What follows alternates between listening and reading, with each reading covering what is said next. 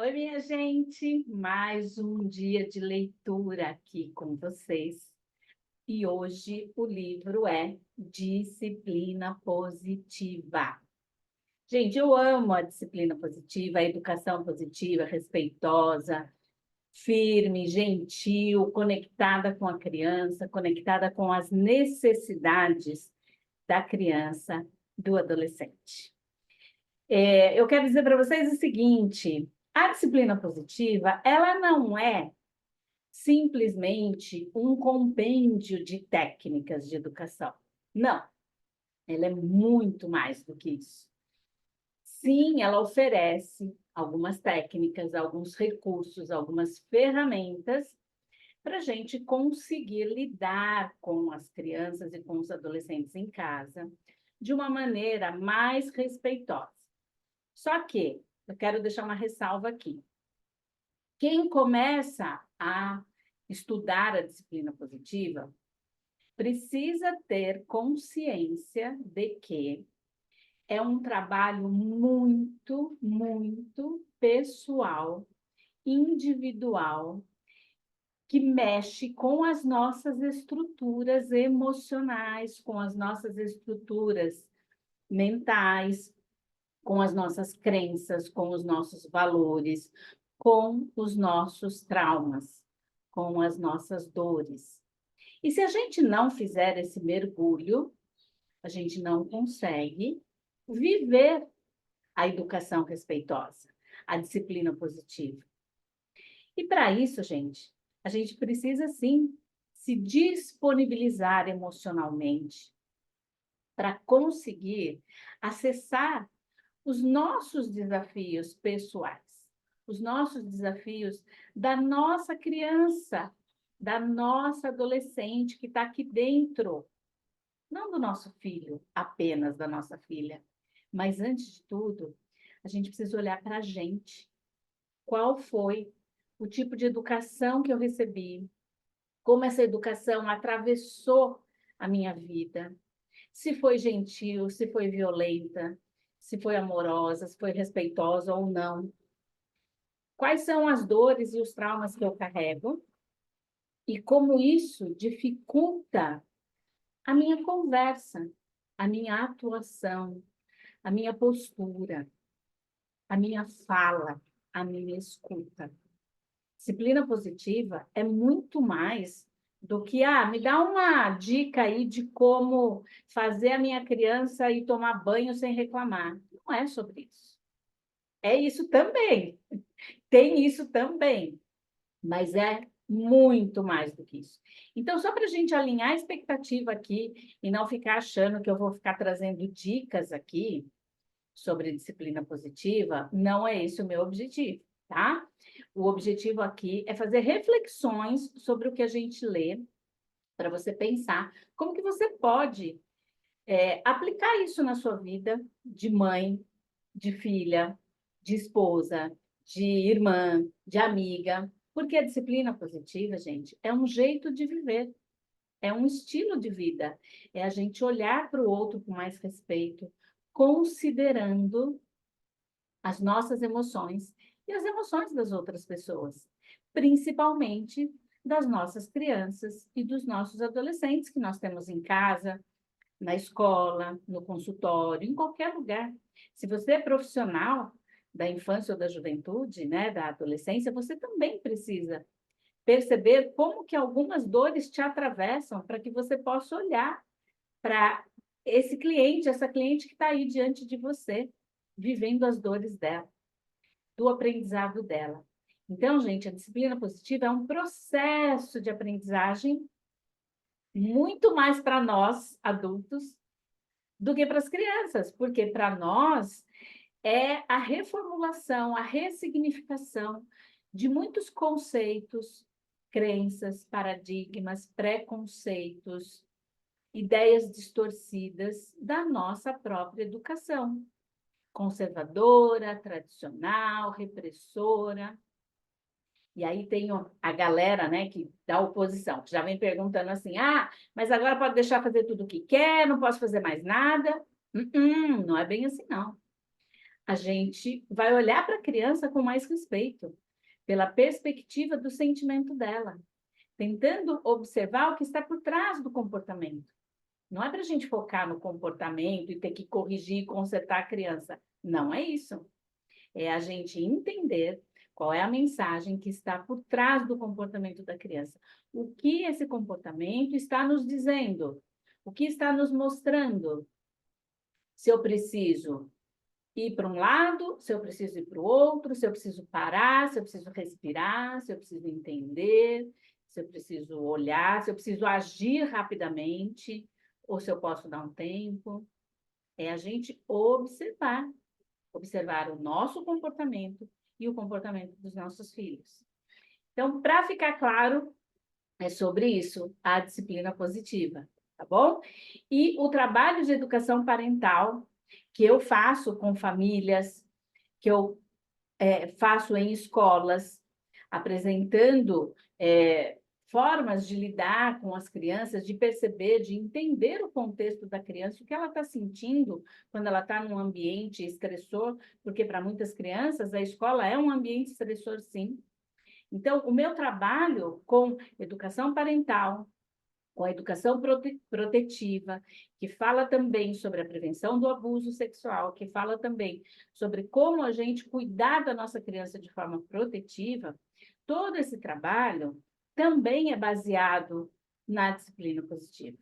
Além de outras teorias, né, que eu já trouxe aqui para vocês, que eu já li com vocês e que eu vou continuar lendo, o meu trabalho também se baseia nas teorias da disciplina positiva. É claro que não dá para seguir assim na risca tudo, tem coisas que eu vou usar de outras teorias, de outros ensinamentos, de outras pesquisas científicas, de outros saberes, mas juntando tudo, dá uma boa mistura para poder trabalhar com educação parental, para poder ajudar pais, professores, profissionais de todas as áreas que cuidam de crianças e adolescentes, tá bom? Então, hoje, eu quero ler aqui um trechinho onde a Jane Nelson fala sobre cooperação. Eu sei que vocês ficam sempre aflitas. Nossa, o que será que ela vai trazer para me ajudar? Eu vou trazer um trechinho aqui que vai ajudar vocês, mas sempre tudo que eu trago aqui é na intenção de ajudar, tá bom? Então, vamos lá, ó. Ela diz o seguinte, aqui um trechinho da página 23, está bem no início aqui, ó, disciplina positiva. Ela fala assim, ó, conquistando as crianças. As crianças se sentem encorajadas quando pensam que você entende o ponto de vista delas. Assim, que se sentem compreendidas, elas ficam mais dispostas a ouvir o seu ponto de vista e trabalhar na solução do problema. Lembre-se de que elas estarão mais dispostas a ouvir você depois de sentirem que foram ouvidas. Usar os 4 passos para conseguir cooperação mostrados a seguir é uma maneira incrível de criar uma atmosfera na qual as crianças se sentem prontas a ouvir e cooperar. E aí ela nos conta aqui quais são os 4 passos para conseguir a cooperação da criança. 1. Expresse compreensão pelos sentimentos da criança. Certifique-se de confirmar com a criança para saber se você está certo. 2. Mostre empatia sem mostrar concordância. Empatia não significa que você concorde ou dê permissão. Apenas significa que você compreende a percepção da criança. Uma boa dica aqui é compartilhar as vezes que você tenha se sentido ou se comportado de forma semelhante. 3. Compartilhe os seus sentimentos e percepções. Se os primeiros 2 passos foram feitos de uma maneira sincera e amigável, a criança se sentirá pronta a ouvir. 4. Convide a criança a pensar em uma solução. Pergunte se ela tem alguma ideia sobre o que fazer no futuro para evitar esse problema. Se ela não souber, ofereça algumas sugestões, até que vocês cheguem a um consenso. Aí vou só finalizar aqui um trechinho que ela diz assim: uma atitude de amizade, carinho e respeito é essencial para esses passos. Sua decisão de conseguir cooperação será o suficiente para criar sentimentos positivos em você. Após os 2 primeiros passos, a criança terá sido conquistada. A criança agora estará pronta para ouvi-lo quando você usar o terceiro passo, mesmo que você tenha expressado seus sentimentos muitas vezes antes de ter sido ouvido. O quarto passo terá tudo para ser eficaz agora que você criou uma atmosfera de respeito. E aqui, gente, é que eu quero falar sobre esse ponto. Não existe cooperação, não existe aprendizado, não existe nenhuma lição se antes de tudo não houver conexão. Não existe nenhum aprendizado se a criança está tensa, irritada, nervosa, num nível de estresse onde o cortisol está assim derramando no corpo dela, onde ela não confia no adulto, onde ela não sabe se ela pode realmente se expressar na sua autenticidade. Se não existe conexão, se não existe empatia, se não existe essa coisa da amizade e do respeito, e aqui eu não estou dizendo que é para ser amiguinho da criança, não é isso, não confundam as coisas, tá? Se não existe essa relação assim gostosa de confiança, não existe cooperação. Então, para a gente, pensa num adulto, para você conquistar um adulto, uma outra pessoa que você queira que a cooperação desse adulto na sua vida, você precisa conquistar a confiança desse adulto. Por que que com os nossos filhos tem que ser diferente? É assim que funciona a vida. Assim como a gente trata as pessoas de fora da nossa casa, com simpatia, com sorriso, com alegria, com essa coisa de trazer confiança para a relação, de trazer conexão, a gente precisa fazer com os nossos filhos. Sejam crianças, sejam adolescentes, sejam jovens adultos, sejam adultos. Eu vejo muitas mães de filhos adultos querendo impor, dar ordem, dar palpite, às vezes na casa do filho. Eu vejo muitas mães de crianças querendo só dar bronca e cobrar. Cobrar, cobrar, cobrar, cobrar e dar bronca. E ensinar, ensinar, ensinar, ensinar, falar, falar, falar, falar, sem o mínimo de conexão, zero conexão. A mãe mal olha para a criança e já começa. Já fez a lição? Já escovou o dente? Já foi tomar banho? Já fez isso? Já fez aquilo? Olha, tira o lixo, leva o cachorro. Gente, sem a menor conexão, sem amor, sem cuidado, sem respeito. Eu vejo mães de adolescentes reclamando o tempo todo. Você não sai do quarto. Você é muito bagunceira. Olha essa cama, olha essa pia, olha, você não ajuda em nada, você isso. Às vezes a mãe entra em casa do trabalho, acabou de chegar, não diz nem um oi, meu amor, tudo bem, como você está?